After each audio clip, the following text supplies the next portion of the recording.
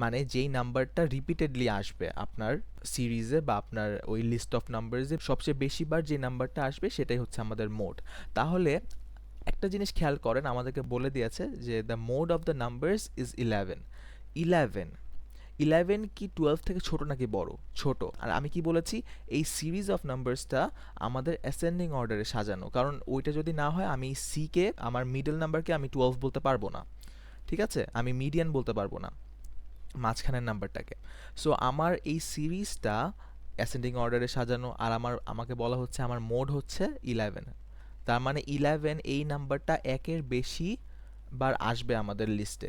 তাহলে আমার সি এর আগে আর কয়টা ভ্যালু আছে? আর দুইটা ভ্যালু আছে। তার মানে কি দুইটার মধ্যে একটা হইলে তো সেটা মোড হইতো না।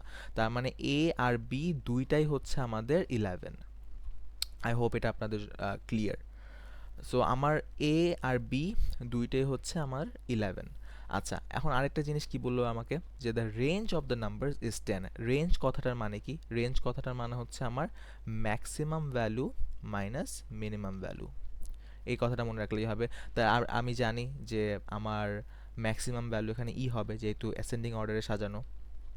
তাহলে আমি লিখতে পারি ই মাইনাস 11, এর ভ্যালু এ হচ্ছে আমার মিনিমাম ভ্যালু, সেটা হচ্ছে 11। ই মাইনাস 11 ইকুয়ালস টু কত দেওয়া? 10। তাহলে ই এর ভ্যালু হচ্ছে আমার 10 প্লাস 11, দ্যাট ইজ 21। তাহলে আমি সবগুলা ভ্যালু পেয়ে গেলাম। এ এর ভ্যালু হচ্ছে আমার 11, বি এর ভ্যালু হচ্ছে আমার 11, সি এর ভ্যালু হচ্ছে আমার 12। আচ্ছা, ডি এর ভ্যালু বের করা এখন আমার বাকি। তাহলে এখন আমি এটা বের করে ফেলতে পারবো যে 11 প্লাস 11 প্লাস 12, এ প্লাস বি প্লাস সি কত আসে আমার? 34। 34 প্লাস ই এর ভ্যালু আমরা জানি 21, প্লাস 21 55।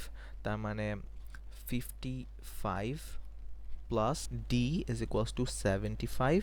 তার মানে ডি এর ভ্যালু হচ্ছে আমার 75 মাইনাস 55, 75 মাইনাস 55, দ্যাট ইজ 20। তাহলে আপনি এখানেও খেয়াল করছেন যে 11 11 12, ডি এর ভ্যালু 20 আর ই এর ভ্যালু হচ্ছে আমার 21। এই সিরিজটা অ্যাসেন্ডিং অর্ডারে সাজানো।